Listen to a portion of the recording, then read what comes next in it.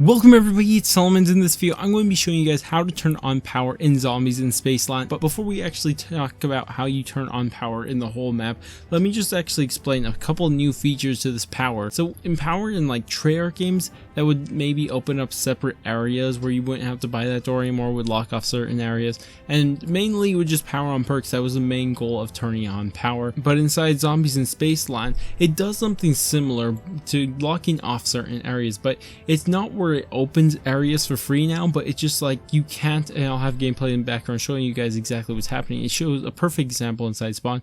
You won't be able to buy the spawn door until power is on in that location. So this is kind of interesting. You guys will be able to see in the gameplay, like I just said, it closes once you turn on power, and of course right there is the first power of the game. So it's going to be right in spawn, and of course we're going to have 5 power switches in total, and of course this one I just showed you is how the first one is going to look. So once you turn that one on, you'll be able to actually open the first door, and of course buy the quick revive or whatever it's called inside this one. So that is the first one. Now when you go to the next area right here in the giant open area, just like entering the Spaceland area in the first place, it's actually going to split off into 3 different places, and of course like I said, there's going to be 5 in total, but we still have 4 more to do. And this area is going to actually split off into 3 different areas, as you guys will be able to see on screen. There's actually, if you look to the right from just facing forward, when you leave from there, you'll see the Kepler system. This is going to be one area. Then we're going to go, if you like just go straight, and there's going to be Polar Peak,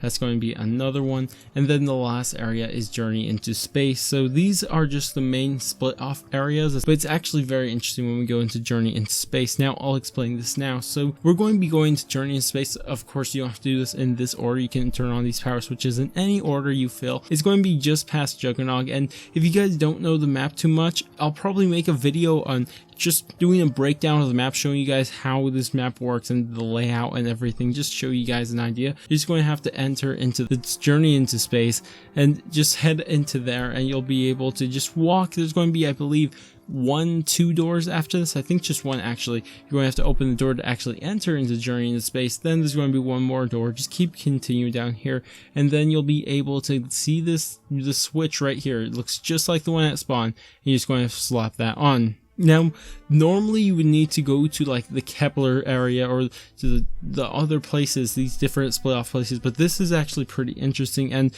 this can be accessed through 2 different ways. This can be accessed through the Journey into Space area or through Polar Peak. How I like entering, I like going through Journey into Space and just go through right where power is, right where that power switch was, and then we're going to actually go into this other area just past the bumper cars, and there's going to be 1 more door to buy right here, and then you'll be able to enter the arcade, and you'll see the power switch right next to this teleport. And teleports are very important for a separate video I'm going to be making right after this. There's just the power switch right there, and then we can move on to the next one. So this one, like I said, is in Polar Peak, and this one is going to be pretty interesting. It's pretty easy to get here. It's just 2 doors. I believe it's 2 doors to get to every power switch, minus the arcade one, because that one's kind of between 2 areas. It's kind of weird, but this one's just going to be upstairs. You guys will get a general idea. If you guys have been playing the map for a little bit, then you guys will have an idea of where this is. Now there's only 1 more switch, and this one is pretty easy to find, even though I missed it on my first game, even though I walked around this map forever.